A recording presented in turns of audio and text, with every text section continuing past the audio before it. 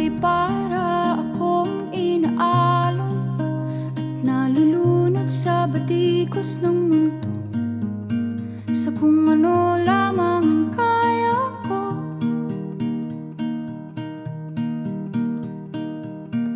Bigang-biga na sa mga problemang di masolusyonan agad, parang wala nang bukas. Pwede bang umiwas? Hinahanap ang sarili, ngunit di nakakayanan sa ligaw na dinadaanan ko. Saan na to patungo? Saan ako patungo? Dahan-dahan natin simulan